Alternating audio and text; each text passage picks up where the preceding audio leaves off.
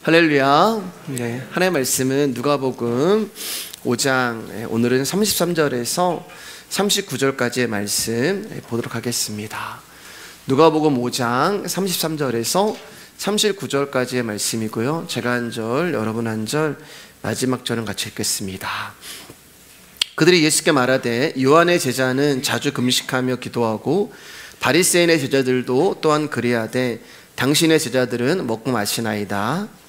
예수께서 그들에게 이르시되 오는 집 손님들이 신랑과 함께 있을 때 너희가 그 손님으로 금식하게 할 수 있느냐. 그러나 그날에 이르러 그들이 신랑을 빼앗기리니 그날에는 금식할 것이니라. 또 비유하여 이르되 새 옷에서 한 조각을 찢어 낡은 옷에 붙이는 자가 없나니 만일 그렇게 하면 새 옷을 찢을 뿐이요 또 새 옷에서 찍은 조각이 낡은 것에 어울리지 아니하리라. 새 포도주를 낡은 가죽 부대에 넣는 자가 없나니 만일 그렇게 하면 새 포도주가 부대를 터뜨려 포도주가 쏟아지고 부대도 못 쓰게 되리라. 새 포도주는 새 부대에 넣어야 할 것이니라. 같이 읽겠습니다. 묵은 포도주를 마시고 새 것을 원하는 자가 없나니 이는 묵은 것이 좋다 함이니라. 우리 옆 사람과 인사할까요? 귀하십니다. 귀하십니다. 오늘 말씀의 제목은 새 포도주는 새 부대라는 말씀으로 말씀을 나누도록 하겠습니다. 지난주에 우리는 레이라는 세리를 제자로 부르시는 예수님의 부르심에 대하여 말씀을 나눴습니다. 예수님이 이 땅에 오신 것은 의인을 부르러 온 것이 아니라 죄인을 불러 회개시키러 오셨다라고 말씀을 하셨습니다. 그리고 우리는 중풍병자와 또 베드로와 문둥병자를 고치시고 부르신 그 이적을 통해서 죄인이라는 존재는 무기력하여 아무것도 할 수 없는 죽은 상태와 같은 존재라는 것을 배웠습니다. 그러니까 하나님이 우리를 불러주시는데 살아있는 상태로 우리를 불러주시는 것이 아니라 허물과 죄로 죽은 존재로 우리를 불러주시는 거예요. 여러분, 허물과 죄로 죽은 자는 아무것도 할 수 없잖아요. 손가락도 또 움직일 수도 없고 말도 할 수 없고 숨도 쉴 수 없는 상태가 죽음의 상태입니다. 그 상태에 있는 자를 죄인이라고 하는 거예요.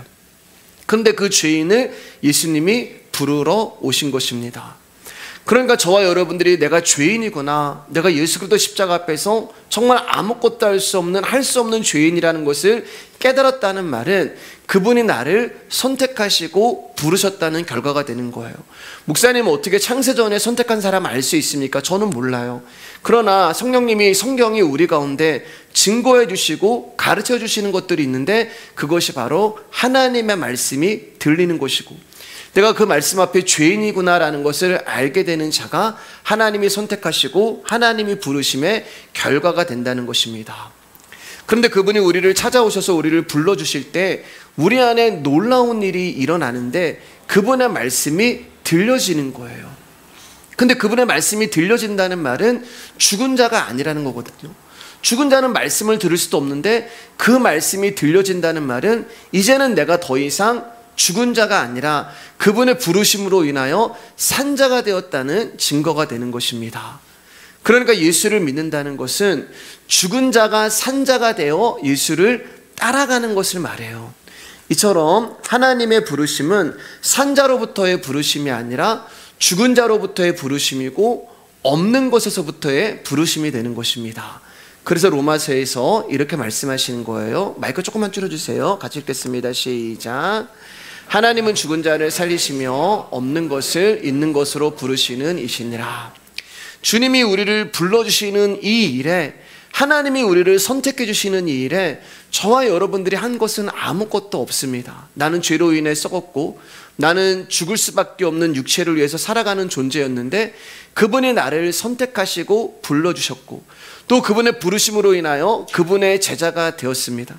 그래서 그분의 제자로 말미암아 그분의 말씀을 듣게 됐고 하나님의 나라로 오늘도 한 걸음씩 걸어가고 있는 거예요.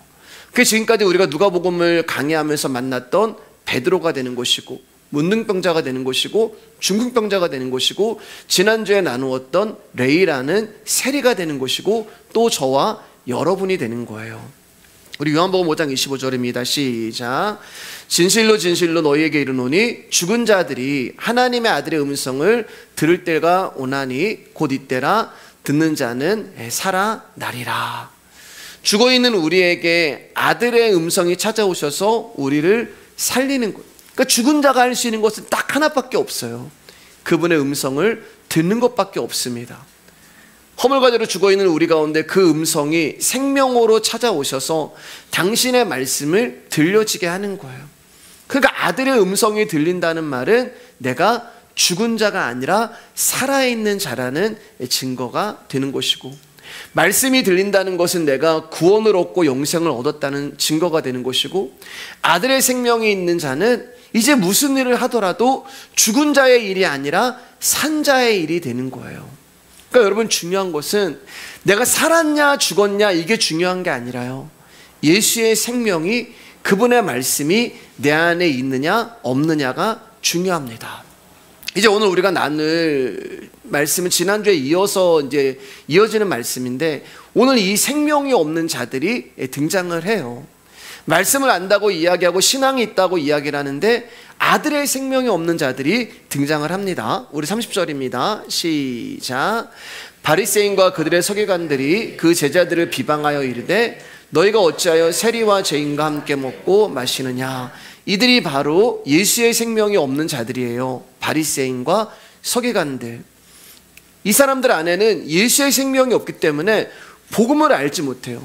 그래서 예수님이 하시는 일이 이해가 되지 않는 것입니다. 그래서 그들의 눈에는 영적인 눈으로 보이는 것이 아니라, 영적인 일로 보이는 것이 아니라, 살아있는 것의 일로 보이는 것이 아니라 육적인 일로 보이고 죽은 일로 보이는 거예요. 바리새인과 서기관들은 최선을 다해서 하나님을 섬기고자 하는 경건의 무리들이었습니다. 그러나 그들은 하나님을 섬긴다고 하면서도 절대적인 가치를 하나님께 두는 것이 아니라 다른 것에 두고 살아가는 자들이었어요. 그럼 그들이 가치를 두고 살아가는 게 무엇이냐? 바로 그들의 종교적 업적과 경건한 종교 생활이었어요. 그렇기 때문에 그들의 가치 기준에서 보는 세리와 또 다른 죄인들은 자신들과는 비교조차 할 수 없는 더럽고 부정한 존재였습니다. 그런데 예수님이 하나님의 거룩에 참여할 수 없는 그들과 함께 식사를 하고 있는 거죠.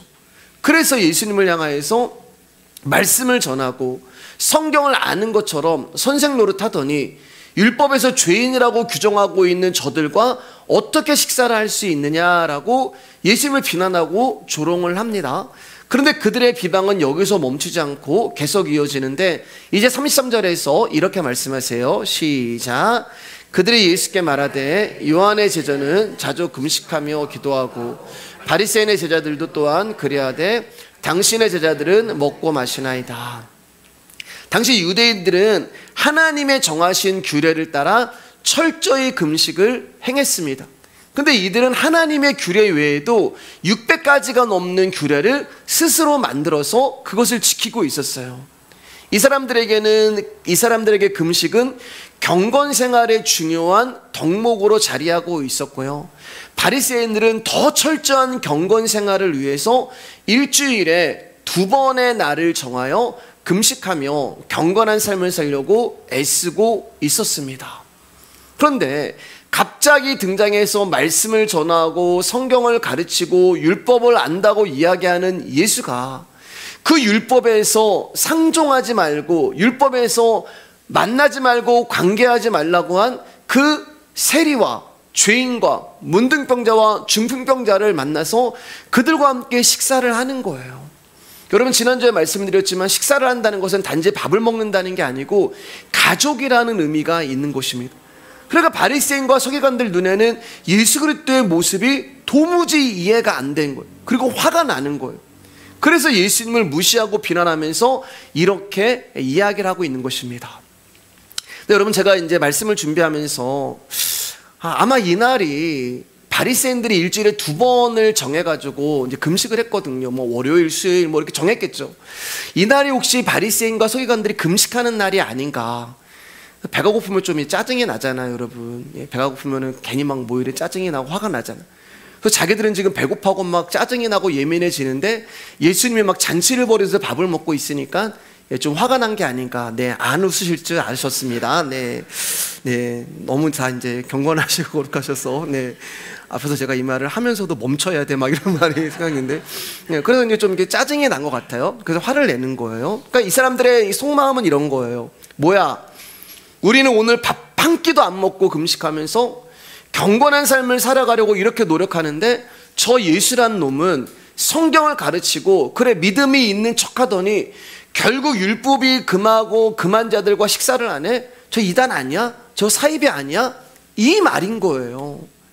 이 속마음을 애써 꾹꾹 누르고, 왜냐하면 그 사람들은 경건하니까 말하는 것이, 요한의 제자들도 자주 금식하며 기도했고 우리 바리새파 제자들도 그렇게 하는데, 당신과 당신의 제자들은 금식도 안 하고 기도도 안 하고 먹고 마시기만 하는군요.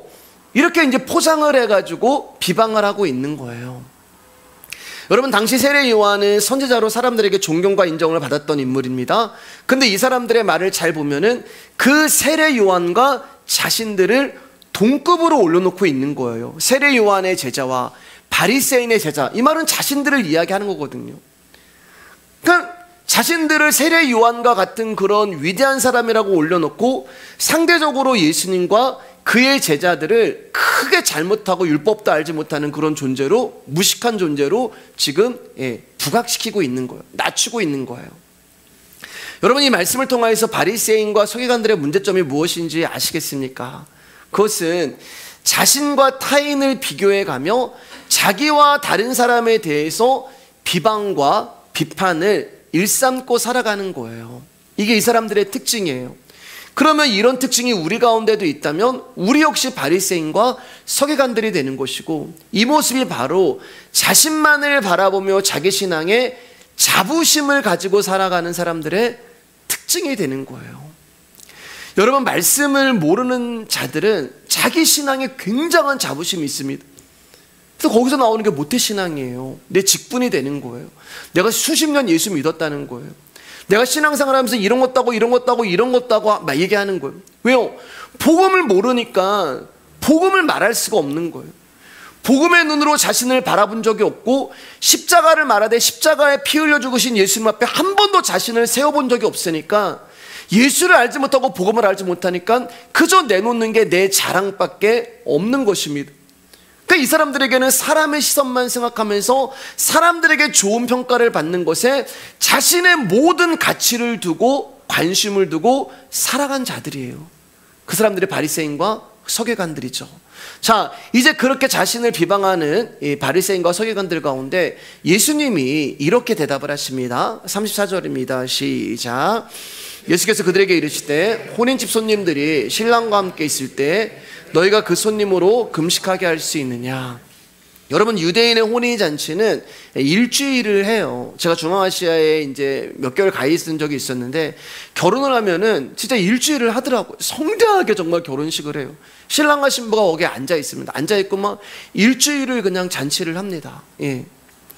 근데 가슴이 아픈 것은 그 빚을 내서 하거든요. 일주일 동안.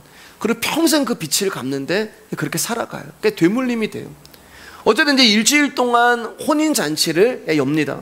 혼인잔치니까 얼마나 기쁘고 얼마나 즐거웠겠어요. 그런데 여러분, 바리새인들은 일주일에 2번을 금식한단 말이에요. 그러면 이들의 주장대로라면은 바리새인들은 혼인잔치를 여는 그 일주일 가운데 2번은 어떻게 되는 거예요? 금식을 해야 되는 거예요.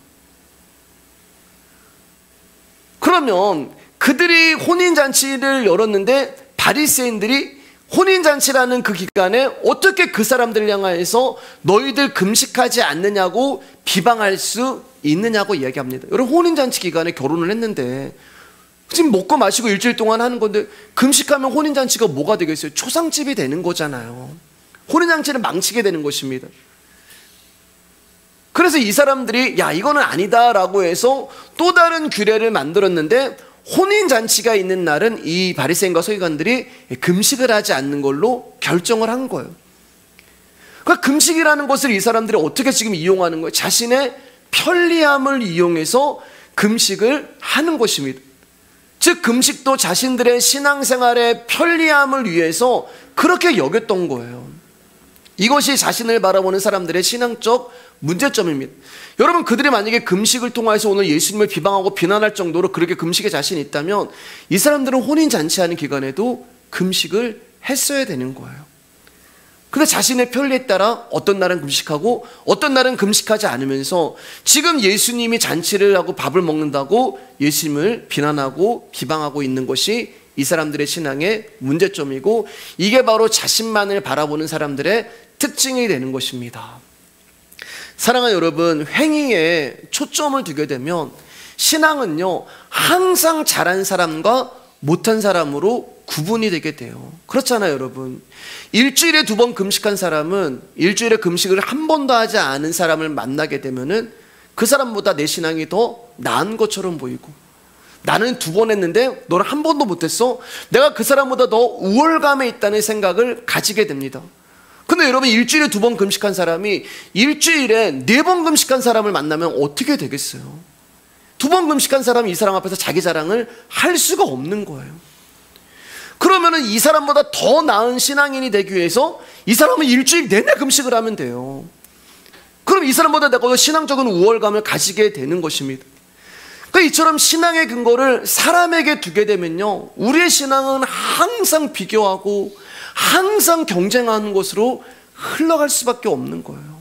목장과 목장이 경쟁을 하고, 사람과 사람이 경쟁을 하고, 교구와 교구가 경쟁을 하고, 교회와 교회가 경쟁을 하고, 안식일이든 금식이든 절기든 하나님이 세우신 규례 중에 하나인 것은 사실이지만 그 행위 자체가 중요한 것이 아니라 그 의미를 아는 것이 중요한 거예요. 여러분, 의미를 모른다는 말은, 다시 말해서 복음을 모르고 예수를 모른다는 말은 내용이 없는 거예요.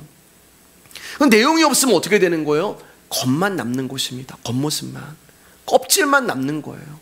내용이 없어요. 쭉정이가 되는 거예요. 바람 불면 다 날아가 버려요, 여러분. 근데 바리새인들은 내용보다 이 껍질을 중요시했던 것입니다. 여러분, 우리라는 사람은요, 밥을 먹지 않으면 살아갈 수 없는 자들입니다. 밥을 먹지 않으면 몸에 힘이 없고, 몸에 힘이 없다는 말은 고통스러운 일이 되는 거예요.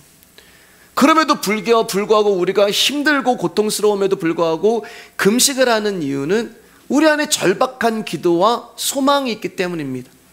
내가 이렇게 양식을 금하면서까지 기도를 하면 어떤 마음이 드는 거예요? 하나님이 나의 정성과 치성을 보시고 반드시 이 기도에 응답해 주실 거야. 우린 그런 생각으로 금식을 합니다. 또 죽으면 죽으리라라고 하는 그런 마음으로 금식하시는 분도 계세요. 땡깡을 부리는 거죠. 내가 지금 밥을 굶어가면서 내가 지금 죽어가는데 부모 이기는 자식 없다, 맞나요? 예? 죄송합니다. 자식 이기는 부모 없다고, 하나님이 자기 자식이 죽어가는데 그걸 보고 있겠냐? 그런 식으로 해서 우리는 금식을 합니다. 근데 여러분, 죄송하지만 그런 금식은 성경에 어디에도 기록되어 있지 않고, 그런 기도는 주님이 들어주시지도 않으십니다. 금식이라는 단어는 먹을 것을 금한다라는 뜻도 가지고 있고요, 또 하나 얘기하면은 먹을 게 없다라는 뜻도 있어요. 먹을 것을 금한다, 먹을 것이 없다. 그리고 금식이라는 말은 물리적인 힘으로 양식이 끊어지는 것을 의미하고, 먹을 게 없어서 내가 밥을 먹지 못하는 상태를 말합니다. 자, 양식이 끊어지니까 어떤 일이 일어나요? 배가 고프죠. 배가 고프니까 어떤 일이 일어나요? 내가 궁핍함이 드러나죠. 나의 가난함이 드러납니다. 나의 없음이 드러나요. 내가 아무것도 움직이지 못함이 드러나는 거예요. 그러니까 그게 우리의 실상인 거예요, 여러분. 양식이 끊어지면 우리라는 존재가, 우리의 실상이 드러나는데 아무것도 할 수 없는 존재라는 거예요. 밥을 못 먹으면 힘이 없잖아요. 그게 우리의 실상이에요. 근데 이 우리의 실상이 뭐에 감추어져 있냐면은 우리가 먹는 양식에 감추어져 있었던 거예요. 근데 그 양식을 딱 끊으니까, 양식이 있을 때 내가 무언가를 할 수 있는 자라고 생각을 했는데 금식을 하니까 내가 아무것도 할 수 없는 자가 된다는 것입니다. 그러니까 양식이 하는 일은 내가 어떤 존재라는 것을 드러나게 하는 것이 양식이 하는 일이에요. 아무것도 할 수 없는 죄인, 아무것도 할 수 없는 저와 여러분, 그게 바로 진짜 우리의 모습인 것입니다. 그러니까 금식은 물리적인 배고픔이 나에게 주어짐으로 말미암아 내가 어떤 자라는 것이 철저하게 드러나는 것이 금식이 하는 일이 되는 거예요. 내가 누군가라는 것을 아는 거예요. 금식은. 양식이 없으면 여러분 죽음을 말하잖아요. 양식이 공급이 안 되면 저와 여러분들은 죽습니다. 근데 금식은 양식이 끊어진 상태를 말하죠. 그럼 어떤 상태에 저와 여러분들은요, 금식하면은 죽은 상태를 말하는 거예요. 즉 금식은 너는 죽은 존재야 라는 것을 깨닫게 하는 그 일을 하는 것입니다. 나는 가난하구나, 나는 비참하구나, 나는 궁핍하구나, 나는 불능이구나, 나는 안 되는구나, 나는 배고프고 힘없어서 누워있을 수밖에 없는 38년 된 병자고, 나는 힘이 없어서 아무것도 할 수 없는 문능병자고, 나는 중풍병자구나. 이것을 알게 하시는 것이 금식, 양식이 하는 일이에요. 그렇게 죽어있는 존재 가운데 여러분 누가 오세요? 진짜 양식이 찾아오시잖아요. 38년 된 병자 가운데, 금식하고 있는 38년 된 병자 가운데 진짜 양식인 예수님이 찾아오시고, 우리가 봤지만 베드로 밤새 물고기 한 마리도 못 잡았죠. 굶어 죽는 거예요 여러분, 물고기를 못 잡으면요. 근데 그에게 진짜 양식이 찾아가시고, 중풍병자, 문능병자, 죽을 수밖에 없는 그들 가운데 진짜 양식이 찾아가잖아요. 어떤 자에게요? 금식함으로 말미암아 나는 진짜 아무것도 할 수 없고 가난하고 비참하고 죽을 수밖에 없는 자구나 라는 존재라는 것을 깨달았을 때 진짜 양식인 신 예수 그리스도가 그를 찾아가는 거예요. 왜요? 양식이 되어주시려고, 힘이 되어주시려고, 생명이 되어주시려고. 여러분 요한복음 6장에 보면 오병이어 기적이 나타나잖아요. 거기 보면 여러분 많은 사람들이, 남자만 5,000명, 여자까지 합쳐 2만 명이 넘는 사람들이 굶주려 있어요. 금식하는 거예요 여러분. 먹을 게 없어가지고 그 사람들이요. 우리가 어디 가서 먹을 것을 구하겠습니까? 먹을 게 없는 그 상태, 그 2만 명의 사람들이 금식하고 있을 때, 어떠한 방법도 없이 굶어 죽어가고 있을 때 그들이 뭘로 먹어요 여러분? 떡으로 먹잖아요. 떡. 근데 그 떡이 뭐예요? 예수님 말씀하세요. 나는 하늘에서 내려온 만나야. 당신이 양식이 되어 금식하고 있는 그들을 살리시는 거예요. 근데 예수 그리스도가 양식이 되기 전에 어떤 일이 일어났어요 여러분? 보리떡 5개와 물고기 2마리가 예수님 손바닥 위에 올라갑니다. 보리떡은 여러분 사람이 먹는 음식이 아니거든요. 보리떡은 짐승의 양식이고, 물고기 2마리도 초라한 것을 이야기해요. 이게 뭐예요? 초라하고 힘없고 배고픈 상태, 금식이란 말이에요. 나는 아무것도 아니구나, 나는 초라하구나, 나는 보리떡 5개고 물고기 2마리밖에 안 되는 존재구나 라고 하면서 나라는 존재를 예수 그리스도의 손바닥 앞에 올려놓는 거. 주님, 나는 아무것도 할 수 없습니다. 주님, 내 힘으로 한 발자국도 걸어갈 수 없습니다. 주님, 나는 당신이 없으면 숨을 쉴 수도 없습니다. 이게 물고기와 보리떡이 우리가 돼서 그분의 손바닥 위에 올라가는 거예요. 저와 여러분이라는 인생, 보리떡 5개와 물고기 2마리가 살 수 있는 그 유일한 길은 그분의 손바닥 위에 올라가는 것 말고는 다른 길이 없는 거예요. 이게 우리가 금식할 때 터져 나와야 하는 기도가 되는 거예요. 하나님, 이 기도 응답해 주시지 않으면 너는 저는 죽습니다. 나 죽는 거 보고 싶어요. 그런 기도가 아니라요. 그래서 안 들어주면은 여러분 막 원망하잖아요. 그게 아니라요. 금식하면서 하나님이 저에게 역사하지 않으면 저는 방법이 없습니다. 당신이 제 인생 가운데 개입해 주시지 않으면 저는 죽을 수밖에 없습니다.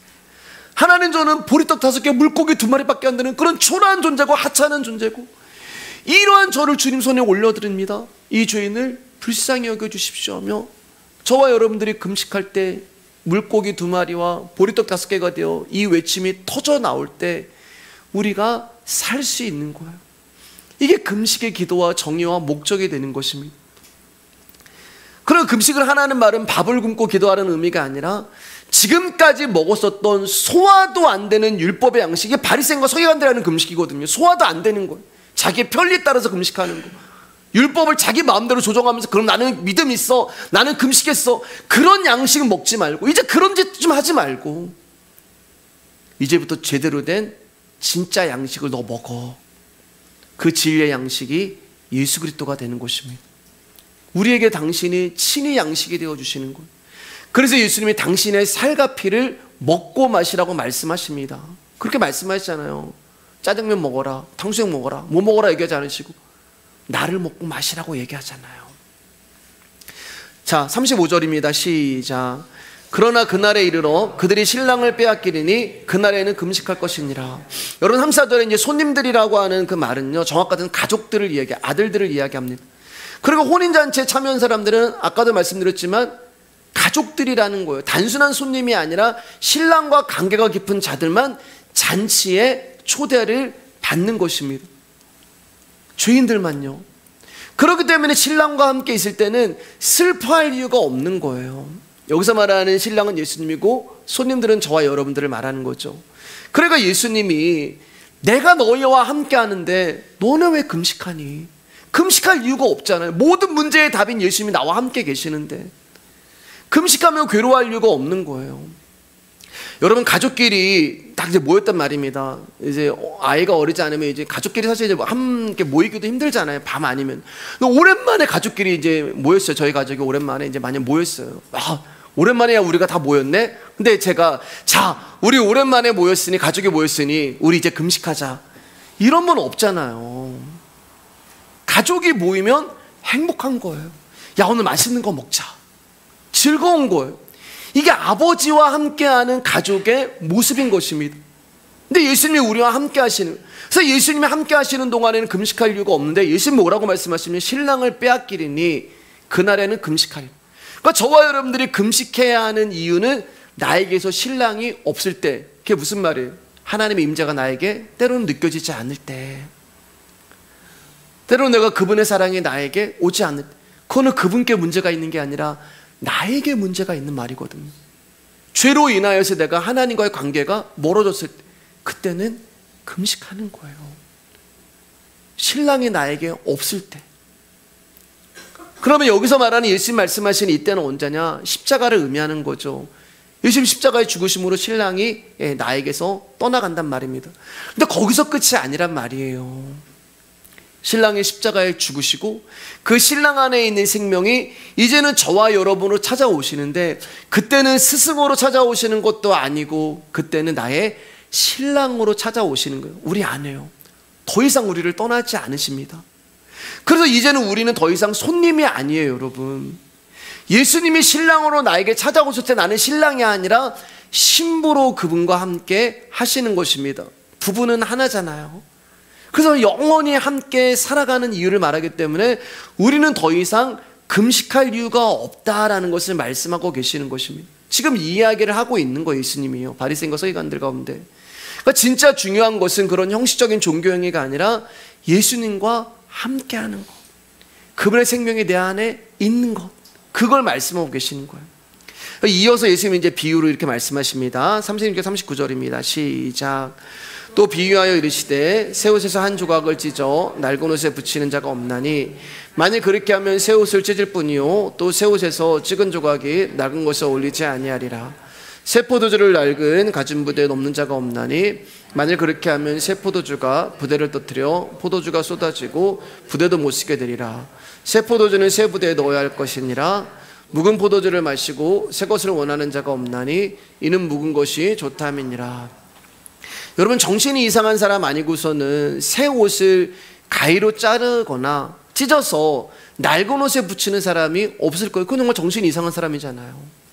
만약에 여러분 새 옷을 찢거나 낡은 옷에 그 새 옷을 갖다 붙여버리면 그건 입지 못하는 또 다른 낡은 옷이 되어버립니다. 그래서 붙이는 자가 없나니, 넣는 자가 없나니, 이렇게 이제 이야기를 하고 계시는 거예요. 그런데 그 낡은 옷은 무엇을 얘기하냐면은 저와 여러분들을 얘기해요. 낡은 옷은. 그리고 새 옷은 누구를 의미해요? 예수님을 말씀하는 것입니다. 근데 새 옷이 우리 가운데 오셨어요. 그리스도가 내 안에 새 옷으로 오셨습니다. 그리고 그리스도의 옷은 이미 우리 가운데 입혀져 있어요.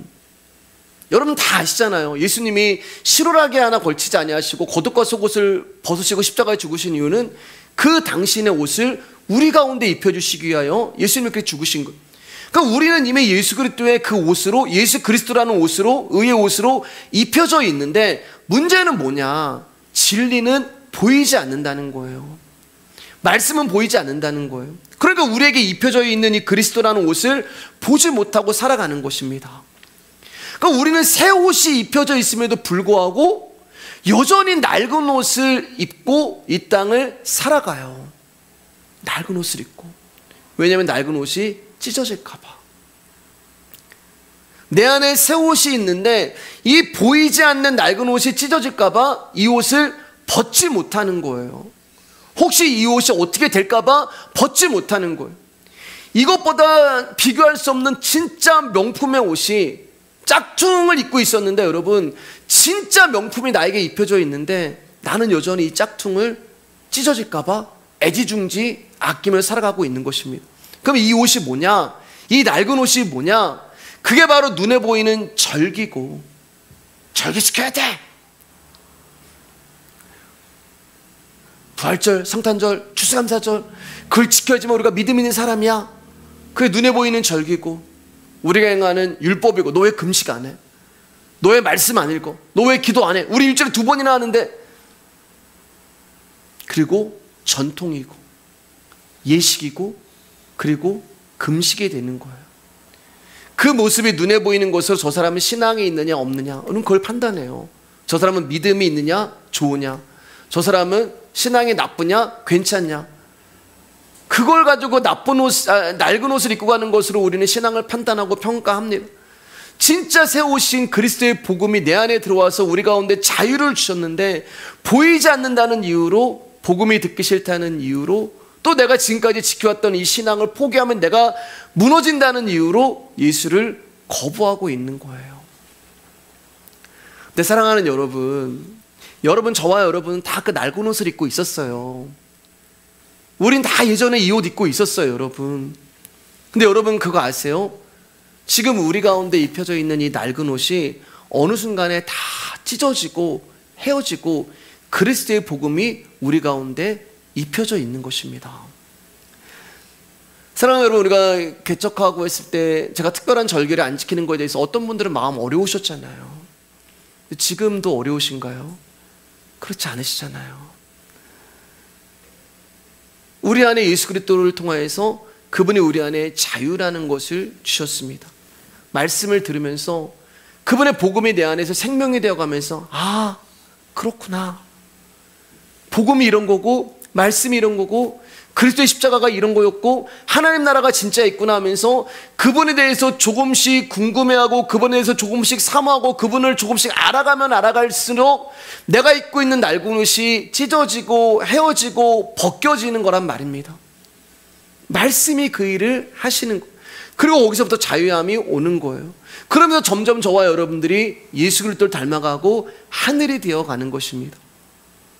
사람들은 또 묵은 포도주가 좋다고 이야기합니다. 오래된 술이 좋은 거야. 그러니까 어떤 인식이 있냐면은 새로 나온 술은 좋다고 생각, 오래된 술이 무조건 좋은 거야. 오래된 술이 좋아. 이게 전통과 율법과 절개란 말입니다. 우리는 그렇게 생각해가지고 새로운 술보다는 얘가 더 값어치 있다고 생각을 해요. 그러나 말씀은 분명히 얘기하세요. 그렇게 얘기하지 않습니다. 새 것을 낡은 부대에 넣으면 이 낡은 부대는 낡았기 때문에 터져버리는 거예요. 낡아 있는 저와 여러분들을, 낡은 부대라는 저와 여러분들이 예수 그리스도의 보혈이 찾아오셔서 우리를 찢어버리시는 것입니다. 터뜨려 버리신 거예요. 그리고 우리를 다시 새로운 부대로 만들어 버리십니다. 그게 여러분 베드로의 그물이란 말이에요. 우리가 말씀드렸잖아요. 베드로가 처음에 예수님을 만났을 때 예수님이 새 것이란 말이에요. 베드로는 낡은 거예요. 낡은 부대예요. 예수님이 새 포도주예요. 새 포도주가 낡은 부대를 만나니까 그물이 어떻게 됐어요? 찢어져 버렸단 말입니다. 그런데 첫 번째 그물은 베드로, 낡은 부대에서 찢어졌지만 예수 그리스도를 만나고 나서 베드로가 뭐가 됐어요? 새 부대가 됐잖아요. 새 부대가 되었으니까 예수님의 포도주가 부어질 때 그 새 부대가 찢어지지 않는 거예요. 자기의 자아, 정체성, 나라는 의, 나의 행위, 나의 자랑 다 찢어지고 터지는 것입니다. 그리고 부대라는 자기 존재가 다 사라지고 포도주만 남는 거예요. 그때 예수님이 그물이 되어주시는 것입니다. 당신이 우리 안에 그물이 되어주시는 거예요. 새로운 부대가 되어주시는 거예요. 우리는 다 찢어지고 낡아지고 터져버리는 거예요. 그래서 안 찢어지고 안 터지는 것입니다. 왜요? 내가 사는 게 아니라 그분이 내 안에서 사시기 때문입니다. 이제 말씀 마치겠습니다. 사랑하는 여러분, 금식하고 기도 오래 하는 게 중요한 게 아니에요. 중요한 것은 그분이 나와 함께 하느냐가 중요한 것입니다. 주님의 임재에 다른 거 어떤 것이 신앙의 기준이 되고 척도가 되어서는 안 됩니다. 진정한 영성은 그분과 함께하는 거예요. 사랑하는 여러분, 언제까지 손님으로 신앙생활 하시겠습니까? 손님은 뭔가 좀 차려야 돼, 격식 갖춰야 되잖아요. 그분이 우리를 신부로 부르셨는데 왜 자꾸 우리는 낡은 옷을 입고 손님으로 나아가려고 하십니까? 손님은 여러분 그날만 있는 거예요. 그날만. 그러나 신부는 영원히 함께 가는 것입니다. 그러기에 우리에게 일어나는 모든 일은 내 안에 계신 신랑이신 예수님이 부르시고 택하신 일이 되는 것입니다. 사랑하는 여러분, 복음이 말하는 구원의 근거는 십자가에 죽으신, 피 흘리신 예수 그리스도가 되지 저와 여러분의 행함이 아니고 정통도 아니고 율법도 아니고 절규도 아닙니다. 오직 예수 그리스도의 복음 여러분 믿으시고 그분 안에서 자유하시고 이 복음에 어울리는 성도님들 되시기를 주님의 이름으로 축복합니다. 우리가 찬양하도록 하겠습니다.